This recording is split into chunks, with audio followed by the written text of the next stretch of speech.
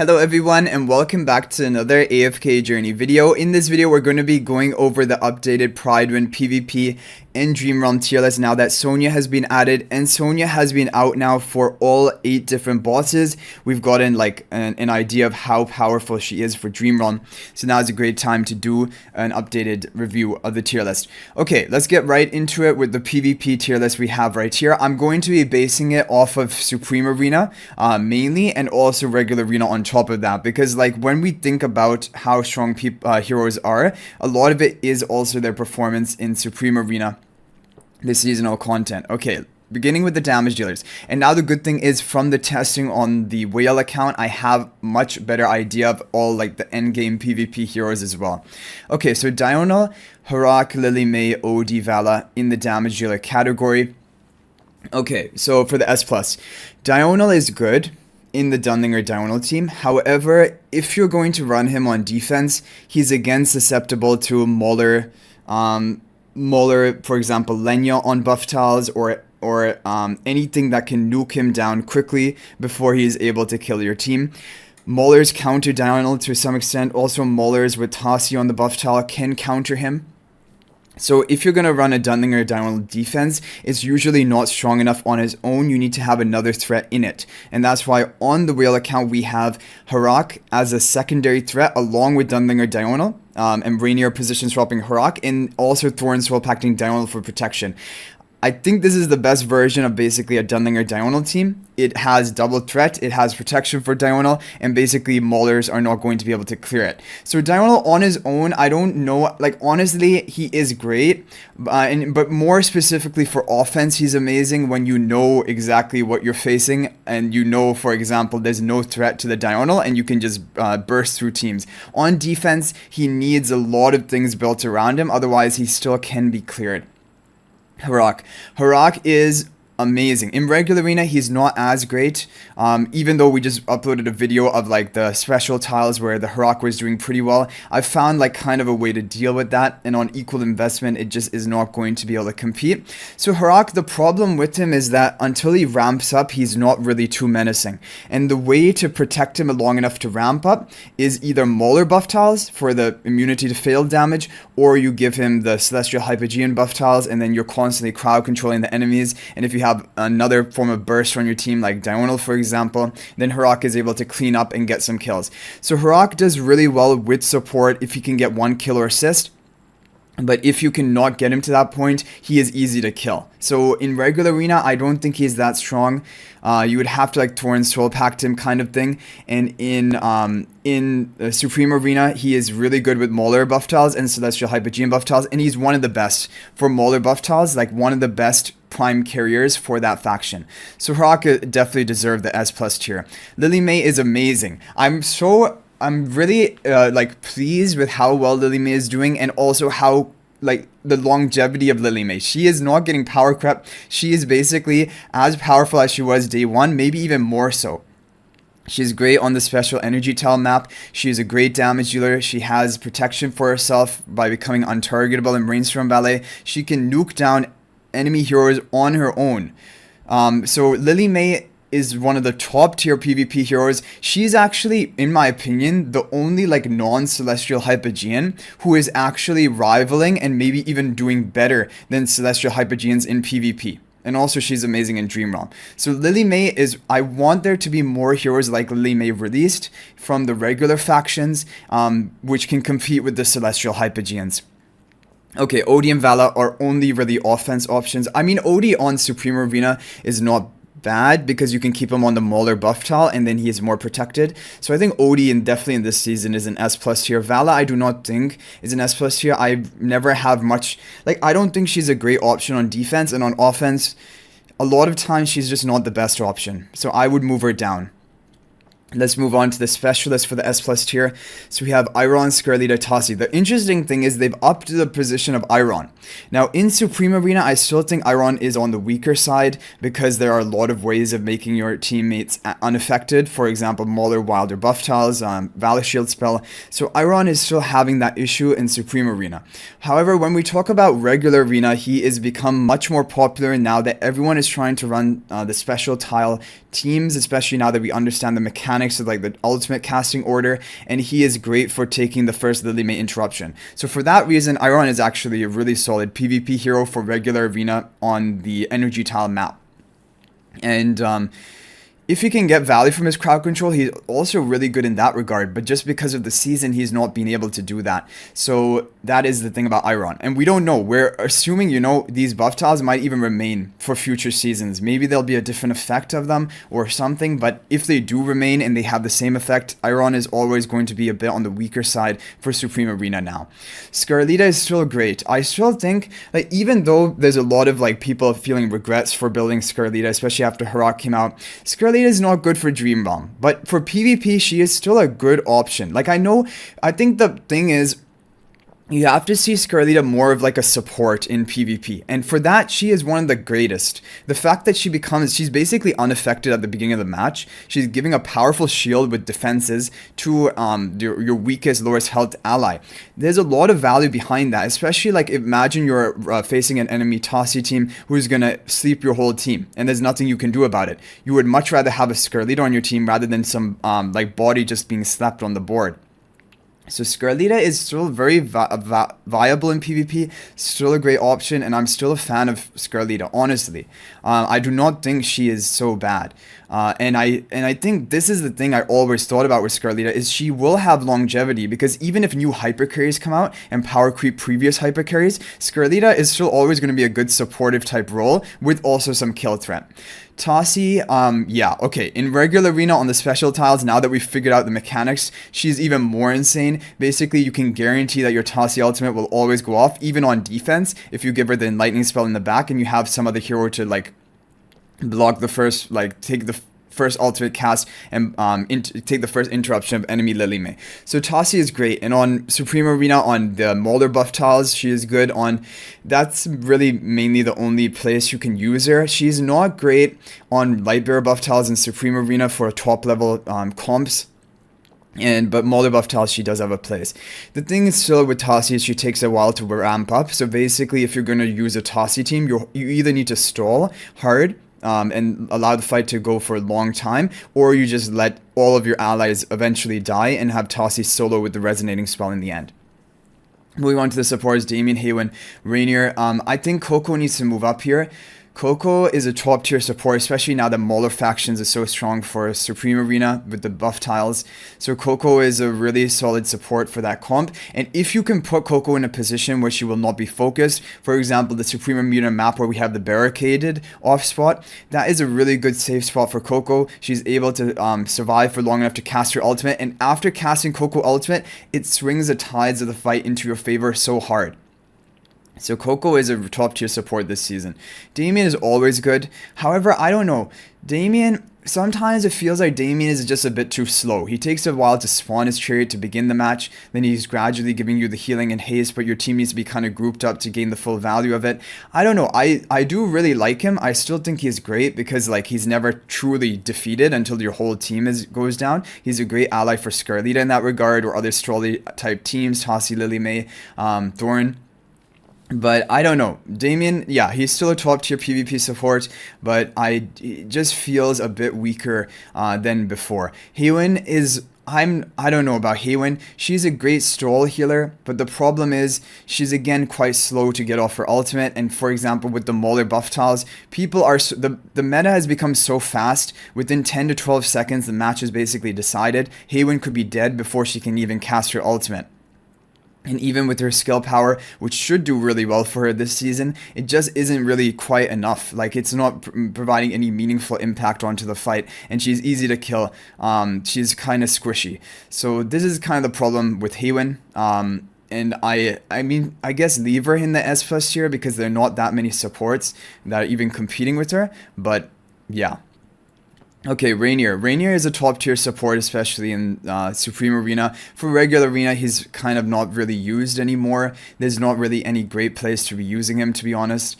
Like, again, because like the meta is becoming more and more like, I don't know what to call it, but basically it's fast clears, but it's also like like whoever casts, like Tassi casting the first ultimate and then nuking with the Lily May Rainstorm Ballet. Rainier is just, he's not providing anything better for the team. Like you already have enough kill threat. It's more about your positioning and then like the protection from other allies that you have. Okay, and then we have Rowan. Rowan, I mean, is not a top tier support for PvP. He's hardly used anymore. Like I don't think he's used really anywhere as a top tier option. The Tanks Dunlinger is great for the diurnal comp, but pretty much that's it. Like other than that, I've never seen Dunlinger perform well. Like I would like to see if there's some really strong comp without Dunlinger and diurnal together, but it's always those two together. Freyasto is the, and it's kind of like, just looking at it right now, it's like Dunlinger is like the father of diurnal or something. But anyway, Freyasto is the is amazing. Freyasto is so good. Even in the special tile energy map for regular arena, because you can put a Freyasto on each side to get the shield at the beginning of the fight with his Supreme Plus. He's good in Supreme Arena. He's good to allow you to control the Honor Arena for Mikola's buff. I like Freyasto a lot. I think he's an amazing hero. He's one of my favorite Celestial Hypogeans so far. Honestly, in the game so far, I really like Croc. He's really cool, but Freyasto is my all-around favorite Celestial Hypogean, and I did not think so. Scarlita was my favorite Celestial Hypogean from the beginning of the game for a long time. I was actually, like, I didn't want to build Freyasto because I was like, I don't want to build him just for Dream Realm, but when I built him, and not only just for Dream Realm, then I realized how good he is in Arena as well. Freyasto is amazing. I'm a big fan of him. I think he's one of the best Celestial Hypogeans in the game. And I hope he remains that way at least for a few more months to come. Thorin is an amazing PvP tank, but Freyasto, in my opinion, is better than Thorin. And previously I used to think Thorin was better than Freyasto, but Freyasto is better. Freyasto has more damage output. Freyasto has more tankiness with the two bodies, and more value from the Crimson Covenant or Crimson Contract. Thorin has a Soul Pact, which, I mean, sometimes you're going to need that. Yeah, it's like the most amount of protection, damage reduction you can get in any hero's kit. So I like that. Okay, moving down to the S tier, and then after we're done with the S tier, we'll quickly gloss through the other ones, the A and below tiers. But yeah. Okay, so we have Elsa, Arden, Burial, Lenya. Lenya is the one who stands out above all of the rest here. Lenya is great on Mauler buff tiles. She's a huge threat, and she deserves to be in the S plus tier along with Odie. Like Vala and Lenya should basically swap, in my opinion. The other heroes in the S tier kind of belong here. They're fine options, but they're not anything game changing. For the specialists, let's finally get to Sonja now. So we have the Sinbad still in the S tier. I hardly see Sinbad anywhere. For Supreme Arena, regular arena, I mean, he can be fine, but I don't think he's really considered a best in slot option. I do think, now I'm going to come to Sonja. I think Sonja is a good PvP hero. She shines more in Supreme Arena than regular arena. Her problem in regular arena is also the problem that her skill description now is updated, and her Mythic ++10 exclusive equipment doesn't give damage reduction to her Crimson Covenant allies from the beginning of the fight. She will give that damage reduction only after casting her ultimate, which by that point in time, it could be too late. Sonja could be dead, one of her allies could be dead. Like we mentioned, this meta is all about like killing people within the first 10 to 12 seconds. You don't have time to charge up your energy to cast an ultimate, and even if you do, Lily May could be interrupting you. So Sonja is just too slow. That is a problem for regular arena. For Supreme Arena, I think she has a really good place, because again, with the Mauler buff tile allies, the two advantages of it. First of all, the Mauler buff tile heroes, they're not going to be dying because they're going to be immune to fatal damage. And so buffing them up with the attack and defensive buffs, they're going to ramp up and they're going to get value from that. And then the other thing is, because they're being teleported into like the grouped up enemy team, they're going to be taking aggro. So Sonja is basically protected. She's not going to be targeted as much, especially if you have some other tanks in the team. And she will be able to reliably cast her ultimate. That will make the effects, the buffs of Crimson Covenant permanent onto herself and her allies. And it will also give the damage reduction to all of the Crimson Covenant members. So in the Mauler buff tile teams, that is where Sonja shines. She can even be used in the Celestial Hypogean teams to some extent, but it's really the Mauler buff tile teams. You can even put her on the Mauler buff tile herself to give her the more protection so that she can guarantee get off her ultimate cast. So Sonja I really like. I honestly, I don't know if I would move her to the S plus tier, but she is definitely top of the S tier and maybe even S plus tier status. She's a great she's a great PvP hero for Supreme Arena. For regular arena, there's a lot to be desired for her. The other heroes, Carolina is just not good. Crowd control is not working in this meta. Talene is good in some ways but not in the ways that you would think. She's not actually like going to be your hyper carry. Instead, she's going to be your stalling sort of like distraction hero. I think if you run her with that idea in mind, it can work out well. Like especially if the opponent is running Mauler buff tiles, or if you're even going to be attacking an enemy who has Mauler buff tiles, you put a Talene with your grouped up team in the back, for example. Then the enemies with the Mauler buff tiles can teleport onto the Talene, and then she is just not going to be killed. And basically all of that firepower from the two Maulers is going to be wasted on the Talene. I think that's how she can be effective. But other than that, the problem is she takes a long time to charge up her energy to cast ultimate, and then when she casts ultimate, all it takes is one interruption and it's over for her. And she's fine on the energy special tiles, but again, the problem is you're not, like, basically you will not be guaranteed to have Talene cast her ultimate unless she's on the backmost tile with the enlightening spell, and then she can't be interrupted by the opponent Tassi. But that is not going to be enough. Like, I mean, you could, no matter how you position your defense, you will be able to guaranteed have Talene cast her ultimate, give her the enlightening spell, so you could have her free cast of her ultimate. But is that enough to win your fight the team? Because your team the fight, because that is all that you would then have if you're going to put all your eggs in the Talene basket. That's why it's just better right now for people to be running Tassi on that back tile with the enlightening spell to get the hypnotization for your team. Shakir is great. Shakir needs to be in the S plus tier. He's great on the Mauler buff tiles. He enables the Mauler buff tiles. He can cast his ultimate like at a low energy cost, and then also have that damage reduction for your team. So Shakir is a really good hero. Supports we talked about. Tanks, Elemis and Granny. Yeah, I think, well, Granny I don't think belongs here. Brutus needs to move up. Brutus and Entendre both need to move at least to the S tier because they enable the Mauler buff tiles. Like if you see down here, they're down here in the A tier. They need to move up. Almas, I mean, there's some argument to him, but again, the problem is all of the ways of making your team unaffected. So like crowd control is not as effective. Almas can be used. I think I would keep Almas maybe in the S tier, but Brutus Entendre definitely up. Granny down to the A tier. Granny is not useful. It's sad because I thought like Granny's like an unkillable tank. She would be so great. You can buy her from the arena store as well. But she's just been disappointing. I got her to plus 10 exclusive equipment, but it hasn't really paid off. I don't use her anywhere. She's not really the best option for anything. So yeah, moving down to the lower tiers now. Let's just talk about some notable heroes. Smokey should be up because he's really good on the Mauler buff tiles. Lumon should be up because he's really good on the Mauler buff tiles as well. For Supreme Arena, Mikola should be up because she's really good, even off or on the Mauler buff tiles. Ludovic is fine. I mean, A or S tier because he's really good for healing like a Talene, but again, the problem is just like Haywin, just like him, he's more susceptible to being killed quickly. However, Ludovic is better because from first second of the battle, he's going to be healing your team with the Everbloom field. Haywin takes a while.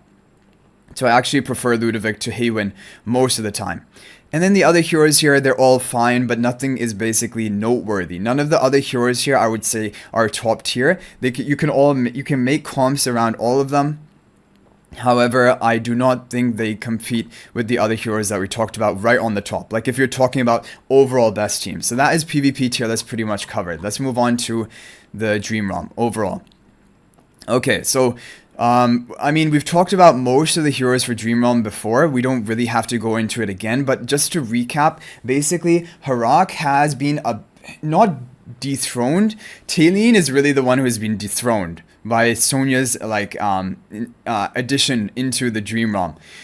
Even in King Croker, Talene has been removed from the overall best team in favor of Sonja. That is pretty sad news, to be honest. Okay, but Harak and Lily May, Lily May is still a good damage deal option, but not as top tier because now we have a lot more options and that are doing better than her. Harak is kind of in the same boat. I think we're going to do a full recap of all the top teams and all 8 bosses. I just need 3 more days to get the top teams on my whale account, but then we're going to do that. But for right now, Harak is still good. I think 4 out of the 8 bosses, 3 to 4 out of the 8 bosses he is used in and is the best hero, and best by a large margin. Like in Skyclops getting like 15 to 20 billion higher than the next best team. So Harak is still great. definitely S plus tier, but not like omnipresent. Basically, not Freesto. Freesto is every single boss. Top team will be having Freesto. And even like the top 5 teams are all having Freesto. It's crazy how good Freesto is in Endless and how good he's remained good even after Heroic. Smokey and Mikola, both great supports, both top tier, definitely, yeah, S plus tier. Rainier has been, yeah, fallen down. Coco. So if you look at this S tier list, I'm just going to talk about the heroes which are pre-endless. So Lenya, Odie, Kruger, Coco, Thorin. These are all good pre-endless, so that's why they belong in an overall good Dream Realm tier list. But for endless bosses, none of these are the best heroes. You don't want to be using any of these 4 heroes in endless bosses, apart from maybe Coco and like Alpha Bear, if you need that survivability. But even then, she is not the optimal choice by far anymore. Okay, now for the other heroes, Shakira, Sonja. So Shakira needs to be up to S plus tier in this season, probably also because of his Mystic Charms, but even without that, he has dominated so much in endless bosses. He is one of the greatest buffers. He is actually the highest value attack buffer in the game. Like if you have, for example, 5 allies along with himself, like you can do that with Freesto and his illusion, then that is going to be, with the Mystic Charms, 12.5% attack for each of the allies. 5 times 12.5, 62.5% attack buff for all 5 of them. And Smokey and Mikola, to put it into perspective, 25 attack buff each. So 50 in total. Shakira, 62.5 himself, if all allies are grouped up, and you're able to do that with Oris and Crystal Beetle. The bosses walk out to you because of these 2 new bosses which are added into this season. They actually walk to you. Shakir can get a really good placement for his ultimate, and that makes him amazing. Sonja is really good as well. Sonja is like Shakira in many ways, but only for 2 allies. But with her charms, she can get up to 54% attack buff on those 2 allies, and that is huge value, especially if it's given to those key heroes like Smokey, Ludovic, hitting so hard with HP per second damage, even some given to Heroic in some circumstances, Freesto. Sonja is a great buffer. She has done even better than I expected. When I first looked at her skills, I thought definitely she has this buffing. It's a pretty powerful buff. I thought she should hopefully see some good Dream Realm usage, but it has been even more impressive how well she's actually done. Basically, it's exceeded my expectations, and I'm happy to see that. Sonja is great, and even her own damage herself is not bad. So you want to give her the Arcane Charm so she has attack buff for herself. Talene has fallen out. Talene is now even less meta than Sonja, that's a big deal, especially given that it was a Celestial Hypogean. You might have spent a lot of resources in building her up. I hope that you haven't built her up yet, because Talene is now a hero you can skip. We're gonna do the recap of the top teams, but basically she's not really a part of any of the top teams anymore. She's still fine, she still has some uses, and before getting to endless of bosses, Talene probably will still be good, but even then I'm worried Heroic is just gonna outshine Talene in every single boss. So Talene has been power crept, or like power crept for Dream Realm at least. She hangs on to her PvP roles, but for Dream Realm she is just not a top tier option. Yeah, but Zon belongs in the S tier because she can be like in the 2nd best team, 3rd best team for like Crystal Beetle, for King Croaker, for Skyclops, but she's not in the top teams anymore, which is sad. Yeah, it's really sad for me because this whole season I was building Talene, and I was honestly, from the beginning, I had an epic Talene at the beginning of the season, and my plan was, I am going to skip Talene. I'm not going to build it, I'm going to build whatever other Celestial Hypogean comes out. And I would have been so much better off if that is actually what I stuck to, and then I would have gone Heroic up to Supreme or Supreme Plus. But people were really like hyping Talene in the early because of the pre-endless, and then also we knew her Blast Charms were becoming, and that would power up even more. So I was like, and also for the AFK stages, Hypogean Celestial team, I was like, okay, I just have to bite the bullet. I have to build up Talene. And I don't regret it still. I think for AFK stages, she's still good. Overall, she's a good hero, but for Dream Realm, specifically, Heroic is way more important than Talene for right now. But let's see what happens with new heroes being added. And Ludovic is still in the A tier. Ludovic needs to move up, please, to the S or S plus tier. In endless bosses, he is the king. He is the king. And if they continue to provide skill power, like 5 skill power each future season with the charm bonuses, Ludovic will continue to remain king in endless bosses. He's insane because of how much HP per second damage he does, and the fact that it is ramped up by giving him skill power. Like imagine if Fresto's HP per second damage actually increased with skill power. He's still using 8 of 8 of the top teams. Imagine if his skill power charms actually boosted his HP per second damage. You can't even imagine what that would be like. His skill power charms don't increase his HP per second damage at all. And he's still using all 8 of 8 of the top. His charms are basically useless. He's still in all 8 of the top 8 teams. Crazy.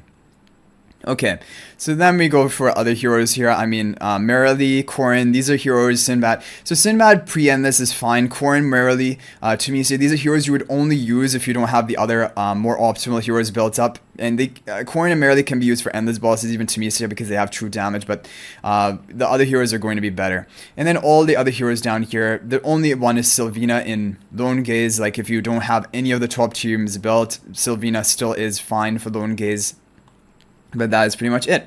So anyway, guys, I hope you enjoyed the video. Thank you for watching. That is going to be it for this one. I'll hopefully see you guys in the next video. Let me know what you think about this tier list and my basically discussion of it.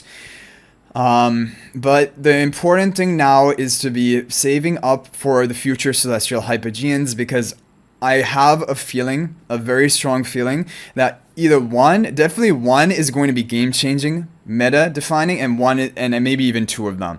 Like, I find it hard to believe all 3 are going to be like game-breaking, but I mean, I do think definitely 1 will be, and probably most likely 2 will be. That's just been the trend. But another thing to keep in mind when we look at things, let's look at it from the beginning. Global launch. Which were the heroes released? Rainier, Scarlita, Diurnal, Burial. 2 could have been completely passable, Burial, Diurnal, they're PvP only, and Rainier was really the only must build to Mythic Plus. Scarlita could have been passed as well. She's a PvP hero, not top for a Dream Realm. So if you're really selective with how you spend your resources, you can have a really strong account. Like imagine you said, okay, I'm going to be really smart, renew to Mythic Plus, and then save everything else. And then in the next season, you're like, okay, evaluating how much effectiveness is Talene in endless bosses, how effective is Freyasto in endless bosses. Freyasto is using all 8 teams, Talene is only using 1 or 2 teams. Okay, I'm going to go all in for Freyasto. And then Freyasto would be your next Supreme Plus. And then this season, you're like, okay, obviously I don't want Dunlinger. I know Talene is there's a hype around Talene right now, but let's see what future hero we get. And then Harak comes out and you have enough resources and you build Harak up to Supreme Plus. Imagine. And that is possible. Even as a free-to-play player, if you were playing from day 1 and really smart with your resources, you could have Rainier Mythic Plus, Freyasto Supreme Plus, and Harak Supreme Plus right now. It is possible. And imagine how good of a position you would be in compared to like even me, who's a spender, having Rainier Mythic Plus, Freyasto Supreme Plus. At least I have those 2. Talene Supreme, Scarlita Paragon 2, and yes, I know, Paragon 2, that was one of the worst mistakes for my account that I made. But anyway, I'm just saying that if you are really disciplined and smart with your resources, limited resources, you can have an insanely built up account. Like, and you can be beating people who are spending much more than you.